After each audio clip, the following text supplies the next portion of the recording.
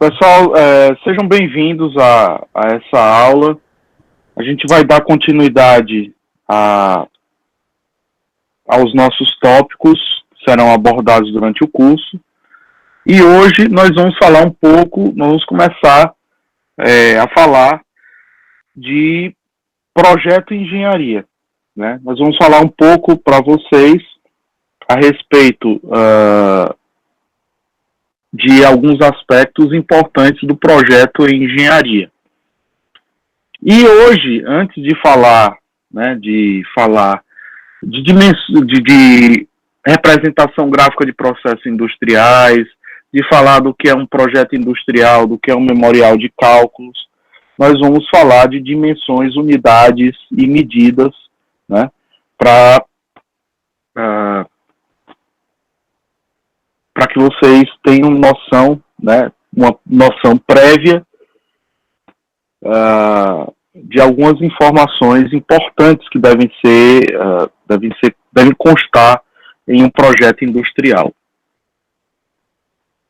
Então, primeiro ponto é falar sobre o que são grandezas e que são medidas dentro desses projetos de engenharia.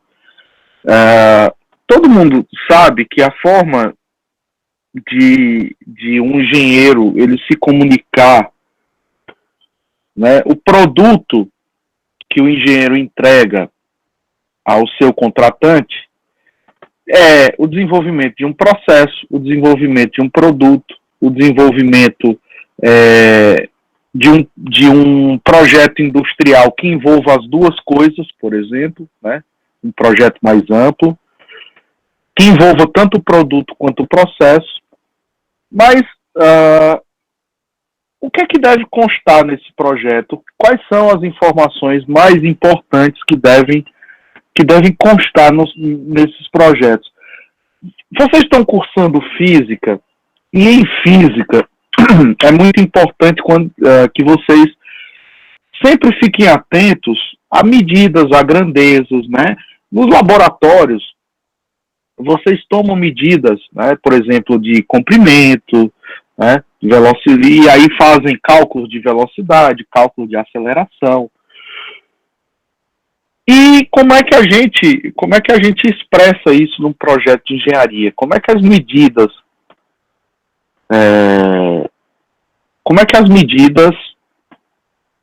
são colocadas num projeto, né? Eu queria saber um retorno aqui de vocês. Vocês me escutam bem? Sim. Ok. Então, primeiro, vamos falar do que é grandeza e vamos falar do que tipo de grandeza em engenharia a gente está trabalhando, né? A engenharia, ela se baseia muito em medições e comparações. Isso é muito comum, né, na vida prática de vocês medirem e compararem, né? E assim nós vamos precisar de algumas regras bem estabelecidas, né, e estabelecer algumas destas regras de forma que as grandezas que são medidas e são comparadas, né, sejam experimentos, sejam no estabelecimento de medições em campo, né, elas têm um critério, né? Nós precisamos de regras, né, para estabelecer também de que forma essas grandezas e medidas, né,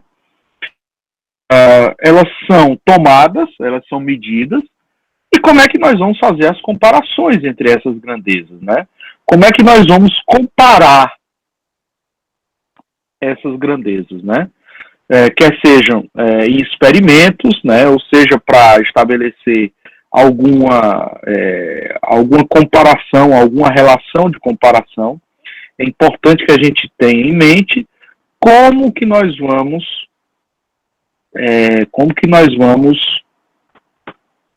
utilizar, né? Quais métodos nós vamos utilizar. Então, primeiro ponto, é importante falar que uma grandeza é uma propriedade de qualquer objeto, de um objeto ou de um fenômeno qualquer que seja observado e que pode ser medida ou ser calculada. Então, são propriedades que podem estar associadas a um número. Na verdade, elas estão associadas a um número né? Por exemplo, massa, comprimento, volume, densidade, tempo, temperatura, quantidade de matéria, corrente elétrica, etc, etc, etc. Né? Cada grandeza ela deve estar associada a uma unidade de medida. Normalmente, nós apresentamos uma grandeza junto com a unidade de medida, ou seja, uma referência para o entendimento de qualquer significado que aquela medida tenha, que aquela tomada tenha. Existem padrões muito primitivos de medição, e esses padrões primitivos de medição, eles estão associados a partes do corpo, né? Há uma referência padrão com partes do corpo. Por exemplo, o pé. Qual que é a medida de um pé? Essa medida é do calcanho, ou seja, uma medida feita do calcanho até a ponta do dedão do pé. Isso aí seria a medida de um pé. Uma polegada seria a medida entre a medida do polegar, uma medida padrão de um polegar, uma tomada de um polegar. O palmo, né? O côvado, que seriam 3 palmos. O cúbito, que na verdade é a distância entre o cotovelo e as pontas dos dedos. A braça, que é a distância entre os dois braços, né? E sempre tomando como medida uma pessoa de referência. O rei, por exemplo, né? Por que a gente está fazendo, por que a gente toma uma referência com uma pessoa? Porque o braço, né, essas distâncias, essas estruturas corpóreas, né, elas não são iguais para todos, né? Então a gente são medidas primitivas e muito imprecisas, né? Ao passo que a gente tem diferenças em tamanhos dos pés, em tamanhos das mãos, enfim. Né? Mas era uma forma primitiva de se tomar uma medida, né? Uma medida. Isso se utilizou, né, durante muitos anos para as medidas de engenharia tradicionais, né, primitivas. Então, hoje, né, hoje nós temos vários instrumentos, né, hoje nós temos vários instrumentos que são capazes, né, de fazer medições com muito mais precisão, né? Medições com precisão muito mais apurada, né? Com precisão de medida, né?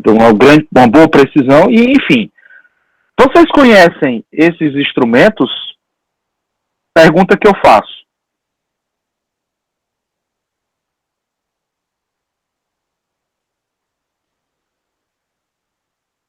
Esse primeiro instrumento aqui, como é que se chama?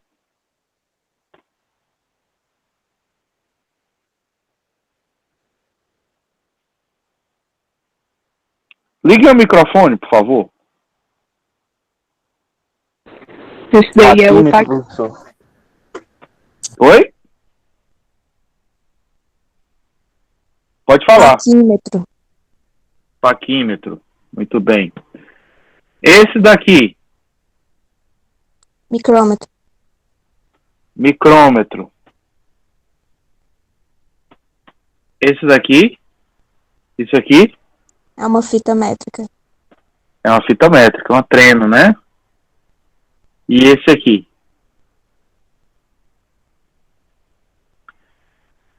Esse aí só Deus sabe, professor. Eu nunca vi isso na vida. Nunca? Alguém chuta alguma coisa para que serve? É para medir profundidade de algum objeto? Para medir profundidade tem a ver. Vamos ver aí. O que vocês acham?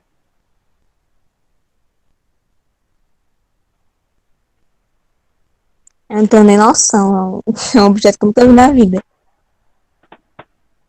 É para medir alguma espessura. Para medir alguma espessura. Quem mais chuta aí alguma coisa?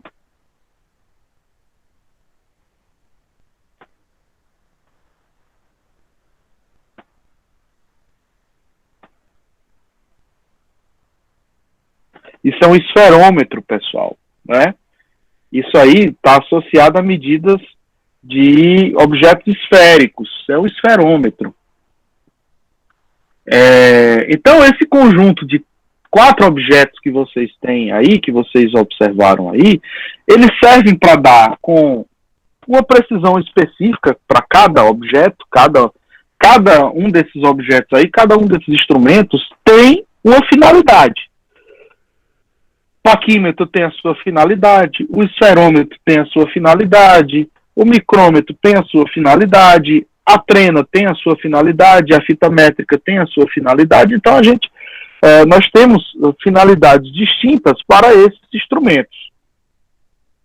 É importante que, dentro dessa história de finalidade, nós tenhamos em mente que cada instrumento, cada objeto de medição, cada aparelho que nós vimos ali, eles têm uma forma, né, de você apresentar dados, de você apresentar informações. Então, vamos supor que você está efetuando uma medida de um segmento de reta. Vamos pegar a coisa mais simples, o segmento de reta, né? Uma distância de segmento de reta, né? Um comprimento aí. Então, você está utilizando uma régua graduada, né? E aí você tem a régua 1 e a régua 2, tá? Essa régua está graduada em centímetros, né? Então, você observa que o segmento de reta tem um pouco mais de 27 centímetros e menos que 28, né? Então, você estima o valor desse pouco que ultrapassa esses 27 centímetros, expressando o resultado da medição em 27,6, por exemplo. Né? Então, é interessante, pessoal, que vocês tenham, né, os segmentos que vocês mediram. Aí, ó, esse segmento aqui, ó, de 27,6. É importante que vocês tenham em mente que a medida, né, essa estimação, só é possível com instrumentos que tenham a informação na sua própria escala. Ou seja, você não pode ficar imaginando números, né? Eu posso informar você, se você tiver um instrumento, por exemplo, como o instrumento de cima, o instrumento de cima está graduado apenas em centímetros. Eu não posso dar uma informação incerta para você. Eu sei que ele é maior do que 27 centímetros, né? Mas eu sei que é maior do que 27 centímetros, mas eu não sei quanto que seria esse um pouco mais que os 27 centímetros, né? Essa informação é uma estimativa, que só pode ser feita se você tiver um instrumento que ofereça a precisão, né, de leitura que seja adequado, né, a esse algarismo, né, que nós chamamos de algarismo duvidoso. Você, na verdade, tem 2 algarismos corretos dentro dessa medida 27,6. Né? Esses 2 algarismos corretos são o 2 e o 7. Né? Ou seja, você tem o número 27, ou seja, 27 centímetros, você tem certeza, porque o teu instrumento te ofereceu 27. Né? Olha aqui a medida. Mas você tem esse 0,6 aí, que na verdade é um algarismo duvidoso, porque este último ele foi estimado por você. Um outro observador poderia fazer uma estimativa diferente, poderia ser 5, poderia ser 6, poderia ser 7. Isso aí vai da vista do observador. Então, muito cuidado quando vocês estiverem trabalhando com medidas que são tomadas por instrumentos. Vocês têm que obedecer sempre às informações que o instrumento de medida te oferece. Veja aí essas 2 réguas de cima, esses 2 instrumentos de medida de cima. Se vocês perceberem, nós temos aí, ó, na régua 1, nós temos 3 ponto alguma coisa centímetros. Um leitor, né, poderia dizer 3,8, 3,9, enfim. E aí vocês, né, poderiam ter, né, diversos algarismos aí, diversas formas de expressar esse algarismo aí, diversas formas de enxergar esse algarismo aí. É importante que vocês tomem certeza de que existem regras, por exemplo, para fazer o arredondamento, né? O arredondamento é uma operação que é feita, né, quando você quer exemplificar, né, quando você quer organizar, né, sempre em um número significativo de algarismos que seja, né, representativo para a sua medida, para a sua informação. E aí você está, por exemplo, pegando medidas e efetuando operações. Essas operações que você vai fazer, elas vão te oferecer cada vez mais, por exemplo, multiplicações cada vez mais, né, você coloca na calculadora cada vez mais algarismos. E isso é importante que você tenha em mente que você precisa padronizar dentro dos seus projetos, dentro das suas medidas, a forma de expressar esses algarismos. Bom, então, quais são as regras específicas de arredondamento? Então, nós temos um número a arredondar, né? Um número qualquer a arredondar. O algarismo a ser descartado, ou seja, aquele algarismo que eu vou ter que descartar, ele é igual a 5, seguido de 0 ou não? Essa é a primeira pergunta. Se ele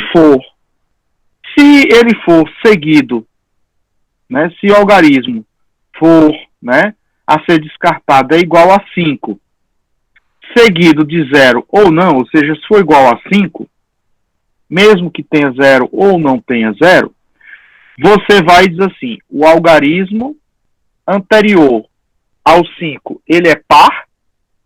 Se ele for par, você vai conservar o algarismo. Como assim? Veja só.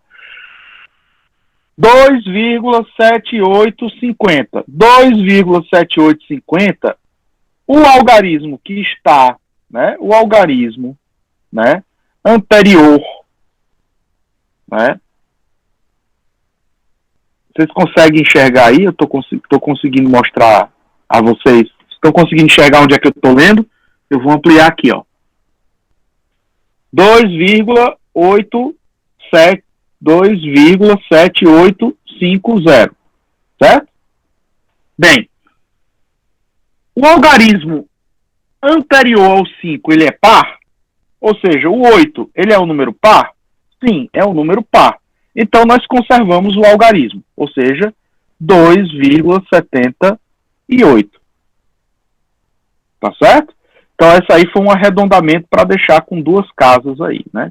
Com dois algarismos depois aí da vírgula, o 7 e o 8, tá?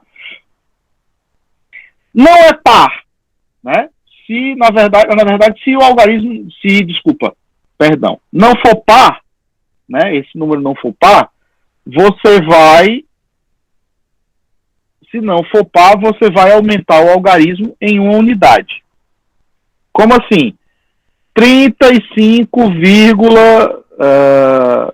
não, vamos pegar esse aqui, ó, de baixo. Ó. Pegar esse número aqui, ó. 1.527,75. Não é par? Não, não é par. Então você vai aumentar 1, ou seja, 1.527,8.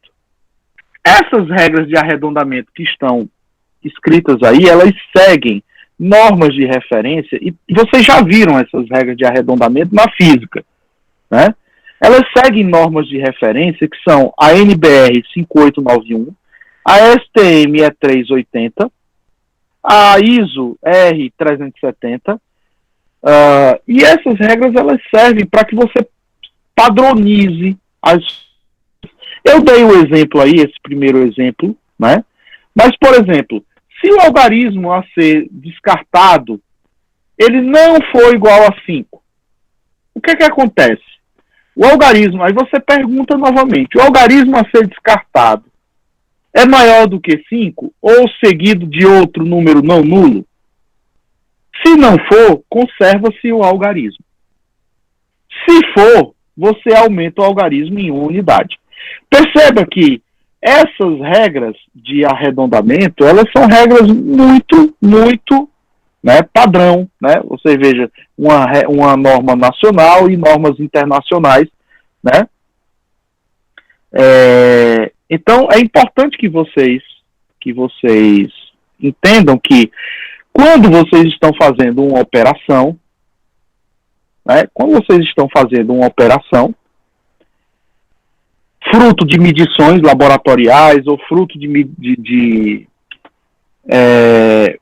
medições laboratoriais, né, ou fruto de observações de fenômenos, é importante que vocês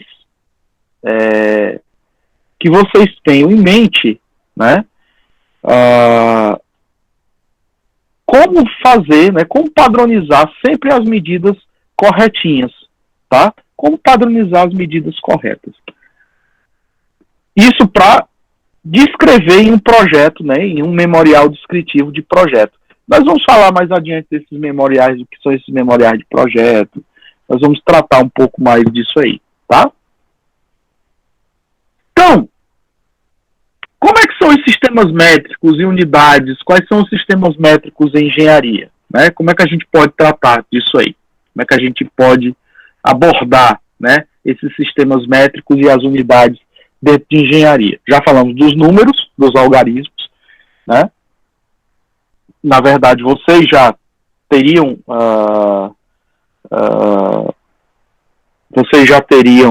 essa informação lá, né? Só um minuto aqui, eu vou responder aqui ao chat aqui.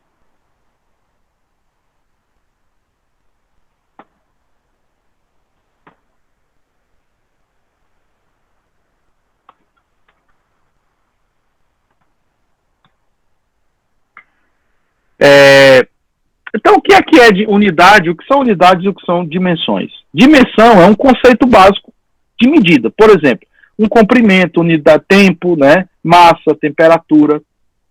E o que é uma unidade? A unidade, na verdade, ela engloba diversas maneiras de você expressar uma dimensão. E aí a unidade poderia ser centímetros, pés, né, horas, segundos, etc, etc. Então, para cada uma dessas dimensões, você tem formas de expressar, né, que são comparativas, né, que são fáceis para ser comparadas, para dar ordem, né, de grandeza desta medida. Então, o objeto de um sistema de unidades, né, o objeto básico, central para um sistema de unidades é a escolha do número de grandezas, né, escolher, na verdade, a escolha de um número, de um determinado número mínimo de grandezas que são fundamentais, né, à custa destas que você vai exprimir as outras grandezas, que são grandezas derivadas, né, e assim definir as suas unidades. Por exemplo, nós temos grandezas fundamentais, a exemplificação aí que nós temos nesse slide é massa, comprimento, temperatura e tempo. Nós pegamos aí 4 grandezas fundamentais. Essas grandezas fundamentais, elas têm as suas derivadas. Quais seriam? Velocidade, que são combinações dessas, que é combinação dessas daí, dessas grandezas fundamentais. Você veja que comprimento e tempo, né, o comprimento e tempo ofereceria uma informação de velocidade. Aceleração, vazão volumétrica, força, etc., são grandezas derivadas dessas outras 4. Então, a partir daí, você traça um sistema de unidades para que você possa comparar, né, essas medidas, essas informações. No sistema internacional, nós temos grandezas fundamentais como massa, quilograma, comprimento, metro, tempo em segundos e temperatura em Kelvin. São grandezas fundamentais, tá? E aí no sistema internacional nós temos 4 grandezas fundamentais. No sistema métrico técnico, no MKS, nós temos 5 grandezas fundamentais. Quais seriam? Seriam para massa, quilograma, para comprimento, metro, para tempo, o segundo, para temperatura, o Kelvin, para força, o quilograma força. No sistema inglês de unidades de engenharia, né, nós temos 5 também grandezas fundamentais, quais seriam representadas? Seriam massa em libra-massa, comprimento em pés, tempo em segundos, temperatura em Rankine e força em libra-força. Então, nós teríamos o sistema métrico, os sistemas métricos, né? Então, nós temos diversos sistemas métricos, né? Para engenharia, para determinar a engenharia. Então, a gente tem, por exemplo, partindo de comprimento, tempo, massa e força, nós teríamos sistemas de unidades que são mais comuns. Seria o sistema internacional, o CGS, o FPS, enfim. Nós teríamos diversas formas de expressar as grandezas, essas grandezas, através de um sistema comum de unidades, né? É importante que a gente tenha sempre em mente, tá, que essas informações que nós estamos utilizando, elas devem ser padrão e devem estar bem, né, devem estar bem acertadas, né, ou seja, devem estar expressas de forma bem clara no projeto de engenharia, para que outra pessoa que vai interpretá-lo, que vai executá-lo, tenha certeza de que você está tratando de unidades no sistema métrico internacional, por exemplo, ou que esteja tratando em unidades no sistema métrico, né, no sistema do CGS, por exemplo, ou no MKS, etc, etc, etc. Tá certo? Então é importante que vocês tenham sempre isso em mente. Uma coisa importante é que todas as operações que vocês fizerem em equações diversas, é importante que vocês tenham consistência dimensional, né? Qualquer equação, ela expressa, né, para ser válida, ela precisa ser dimensionalmente homogênea. O que é que significa uma equação dimensionalmente homogênea? Se você tiver soma, subtração e igualdade, elas só podem acontecer se você tem unidades iguais, se você tem as mesmas unidades, ou seja, você só pode somar centímetro com centímetro e subtrair centímetro de centímetro. Você não pode observar operações como soma, subtração e igualdade, tendo igualdade de 1 centímetro igual a 1 Kelvin, por exemplo, ou a X Kelvin. E você não pode ter você não pode ter essa informação, essa igualdade. Grandezas, por exemplo, que são multiplicadas, né, podem ser multiplicadas em unidades diferentes. Isso será possível cancelá-las ou combiná-las quando forem idênticas e formar uma nova unidade. Ou seja, metros dividido por segundo daria uma unidade que seria metros por segundo ao quadrado, né? Enfim, e aí vocês teriam combinações diversas, né?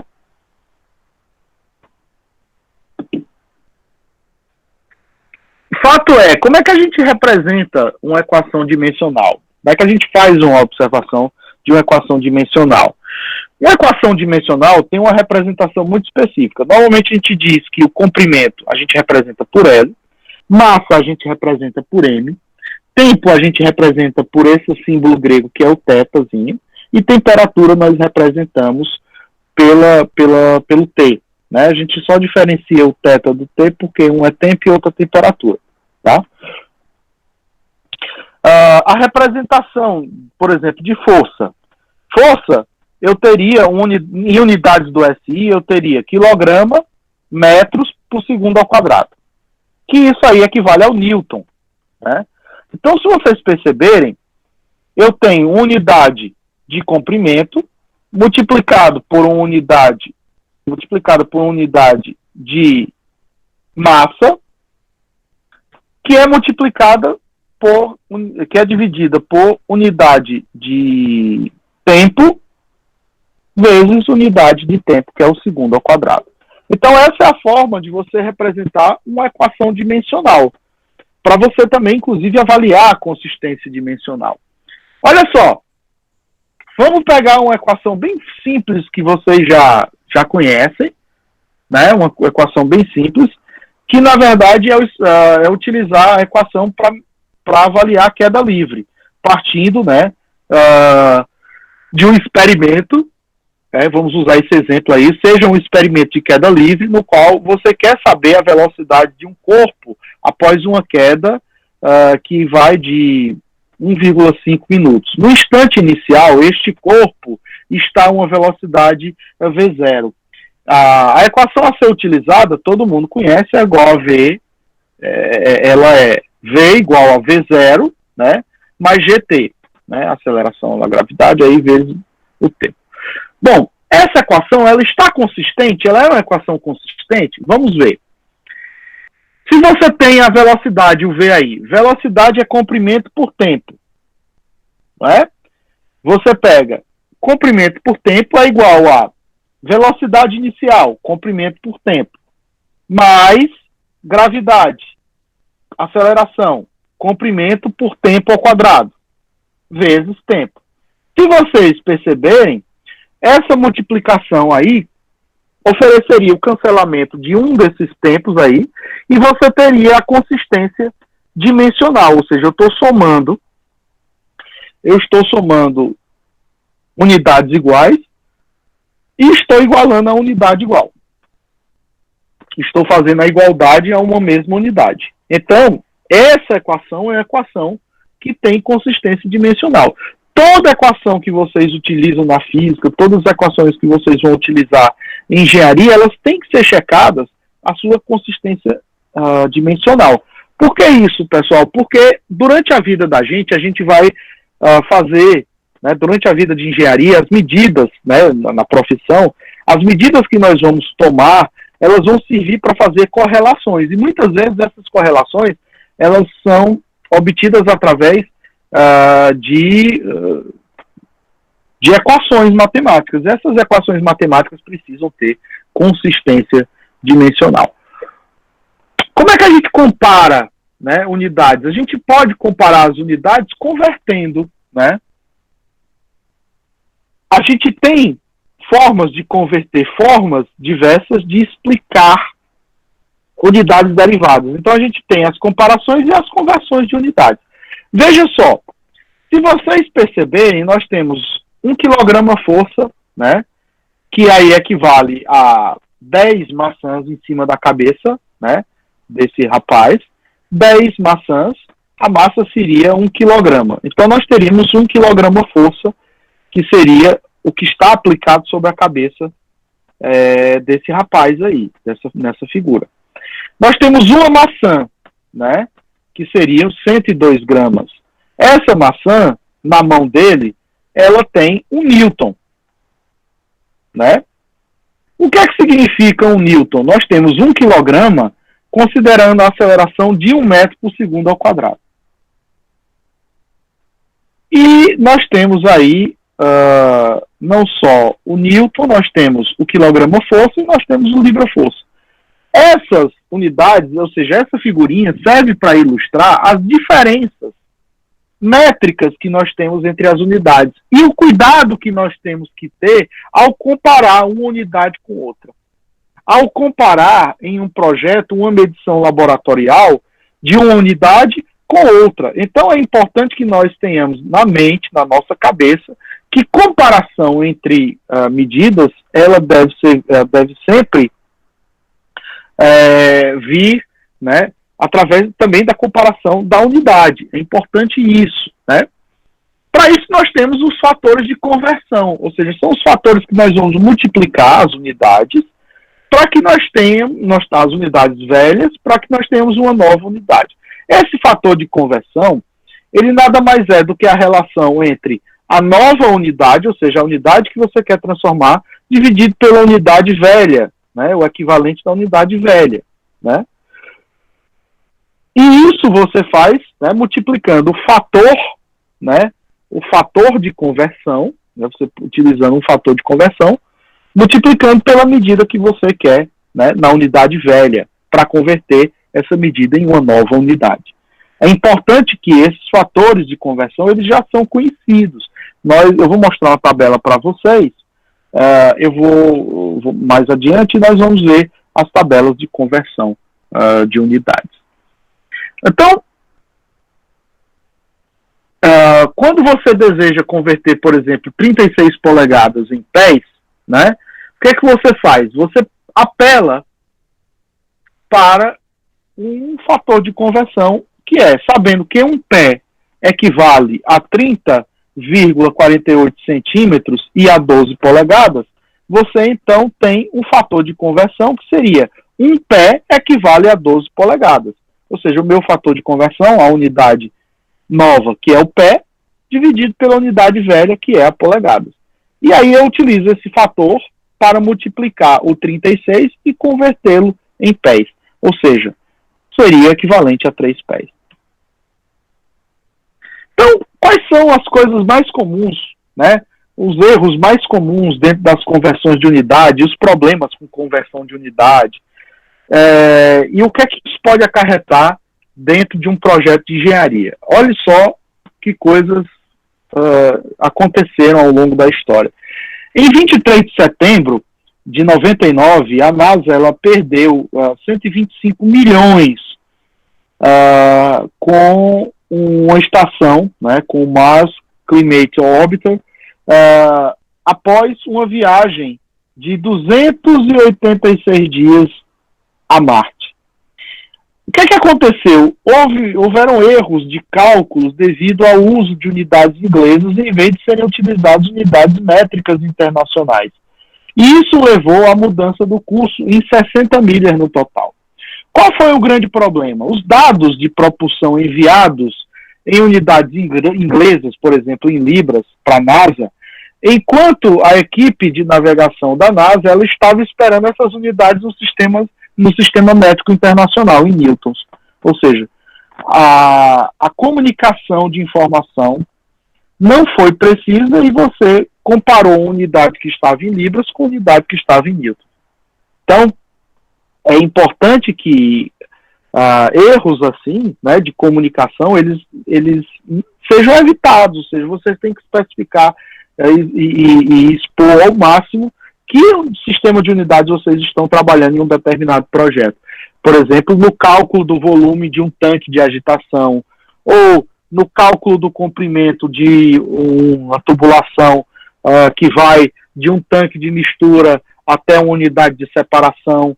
Enfim, vocês têm que ter essa informação, oferecer essa informação de forma mais clara possível, para que a pessoa que esteja executando e os outros engenheiros do processo que, porventura, vão consultar esse projeto no futuro, eles possam entender bem aquilo que você está fazendo e não cometam erros que sejam capazes de oferecer riscos, né? O professor Ziberto falou de segurança de processos e riscos. Isso é muito importante dentro da segurança de processo. É a comunicação, né, dentro do projeto, dentro das especificações de trabalho de vocês, para que não haja interpretação equivocada do outro profissional, né? Então, o que aconteceu foi justamente esses desvios, né, dessa unidade, né, dessa unidade orbital aí. No caso 2, um segundo caso, em 26 de janeiro de 2004, na Disney, né, na Disney Space Mountain, em Tóquio, um eixo se quebrou em um trem de montanha-russa, ou seja, teve um eixo que foi rompido. E qual foi o problema? Né? A Space Mountain foi interditada, né, por conta, né, de tudo isso. Imagina as pessoas que estivessem lá nesse passeio, né, nesse brinquedo. Uma conversão de unidades foi o problema, né, do sistema métrico inglês para o sistema de unidades métricas internacionais. E foi feito um plano, dentro de um plano operacional em 95. Né?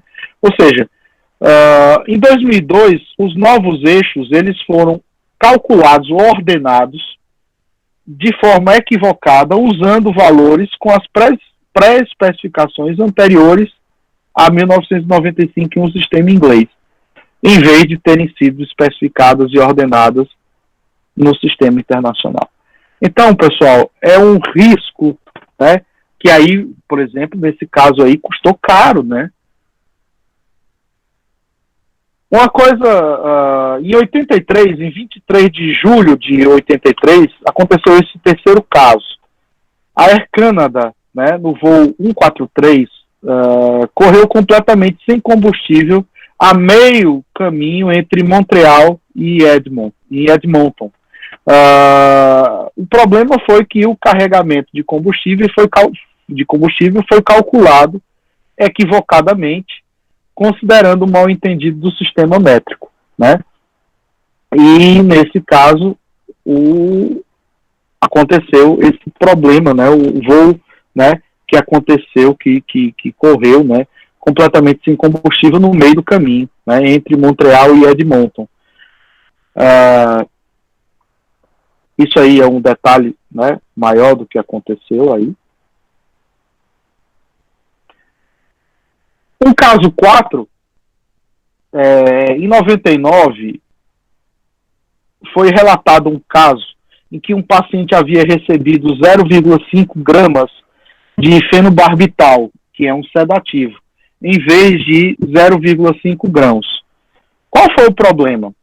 A recomendação ela foi mal interpretada. Um grão é uma unidade farmacêutica, né, de medida que equivale a cerca de 0,065 gramas. E qual que foi o problema? Se administrou uma dose, né, de 0,5 gramas, ao invés de botar 0,5 grãos. Ou seja, a dose foi uma dose acima do que deveria ter sido, né? O caso mais interessante é que esse caso 5 diz respeito à descoberta feita por Cristóvão Colombo. Em 12 de outubro de 1492, essa é a data, né? Colombo acabou inesperadamente batendo nas Bahamas e assumiu que ele havia atingido a Ásia, né? Então, Colombo, na verdade, ele calculou mal a circunferência da Terra quando usou milhas romanas ao invés de utilizar milhas náuticas. Vejam, navegador, né? Então, uma milha romana varia entre 1.401 e 1.580 metros. E uma milha náutica, ela equivale a 1.852 metros. Então, essas diferenças causaram esse problema.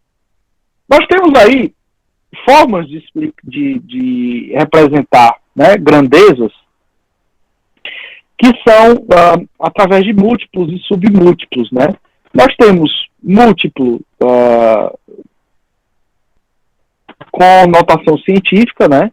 Então nós temos diversas formas de representar, né? De 10, né? Múltiplos de 10, na verdade a gente tem aí, são potências, né? Nós chamamos isso aí de notação científica e sempre colocando informações entre múltiplos e submúltiplos do SI, do Sistema Internacional. Então a gente tem decilitro, centilitro, mililitro, microlitro, nanolitro, picolitro, fentolitro, etc, etc. Nós temos decalitro, hectolitro, quilolitro, quilograma, hectograma, megagrama, gigagrama, etc, etc, etc. São formas de você representar as unidades, né? Através dos múltiplos e submúltiplos de unidades. E aí vocês têm a forma de representar, né? Essa tabelinha aí mostra de 10, né? 10 elevado a 1, né? Aí até as formas mais comuns, utilizando 10 a menos 24 e 10 a mais 24. Tá? É a variação da tabela. Então, vocês têm notações científicas. A gente falando dos múltiplos e submúltiplos, nós falamos de notação científica, que também é denominada por um padrão de notação em forma exponencial, ou seja, é uma forma de escrever números que acomoda valores demasiadamente grandes, são valores muito grandes, ou valores demasiadamente pequenos. E para que sejam escritos de forma muito mais conveniente, de forma convencional, a forma convencional, né? Sejam números muito grandes, que estão representados com expoentes positivos, ou sejam números muito pequenos, que estão representados com expoente negativo. Aí. Ah, é importante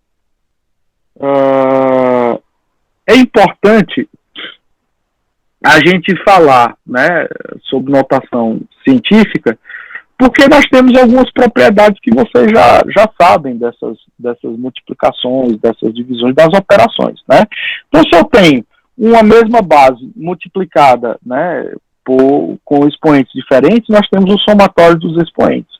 A divisão seria a subtração, né?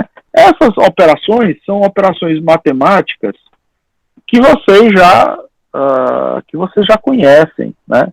Que vocês já usam no dia a dia, apenas para que vocês se lembrem disso aí.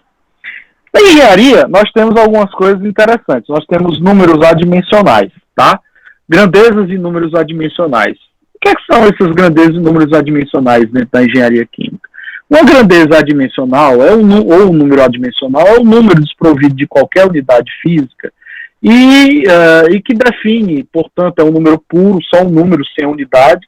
Esses números adimensionais se definem como produtos ou quocientes de quantidades, né, e unidades, né, cujas unidades se cancelam, ou seja, eu tenho as unidades canceladas.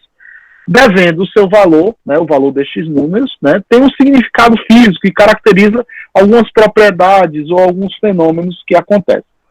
Existe um número chamado número de Reynolds. O número de Reynolds, na verdade, é a relação entre o que acontece nas forças inerciais, ele é utilizado na mecânica dos fluidos, mas é a relação entre forças inerciais e forças viscosas. As forças inerciais, para resumir de forma são aquelas forças que são favoráveis ao movimento. E as forças viscosas são as forças que agem no movimento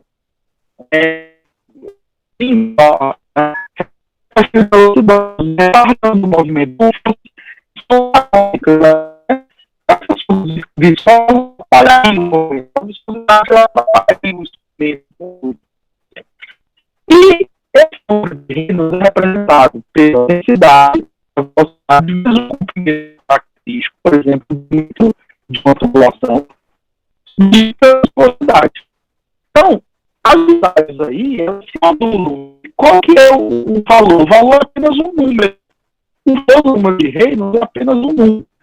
E qual que é a importância disso? A importância disso é que eu sei, através do número de Reynolds, eu sei se o escoamento ele é turbulento ou se ele é laminar. Ou seja, eu sei se o escoamento ele tem turbulência em uma determinada tubulação, ou se esse escoamento ele segue de forma laminar, tranquila, né? Então, nós temos padrões aí, baseados nesse número de Reynolds. Por exemplo, eu estou citando o número de Reynolds, mas existem outros números adimensionais que vocês, ao longo da carreira de vocês, vão estudar. Então, nós temos um fluxo laminar, que é um fluxo muito bem comportado. Nós temos fluxos oscilatórios e de transição até chegar a um fluxo turbulento, que é aquele fluxo que causa mais mistura.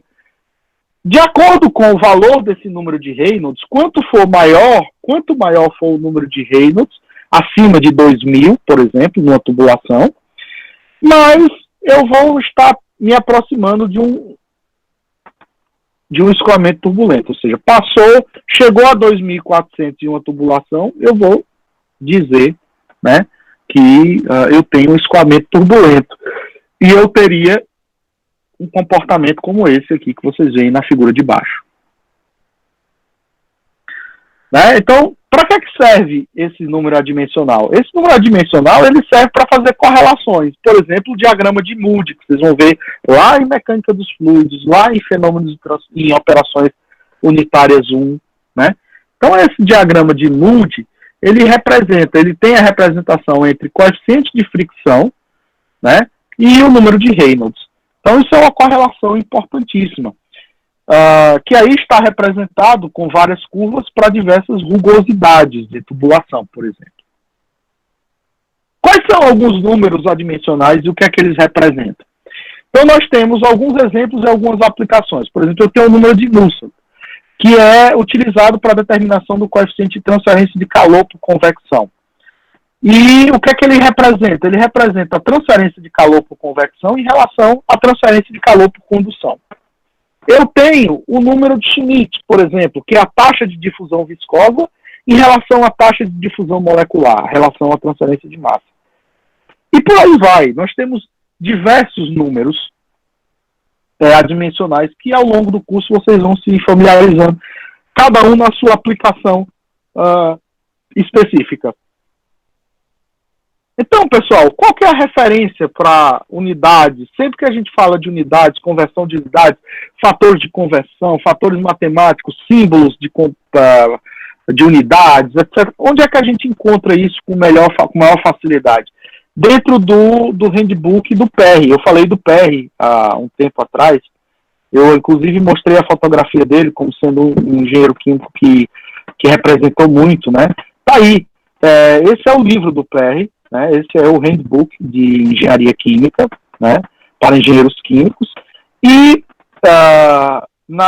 eu coloquei aí a 8ª edição, que é de 2008, na seção 1, logo na primeira seção, vocês vão encontrar os fatores de conversão matemática, símbolos, né, etc, etc. E vocês têm várias tabelas aí, e essas tabelas, eu vou disponibilizar os slides, a gente vai disponibilizar os slides, vocês vão ter acesso a essas unidades, essas tabelinhas aí.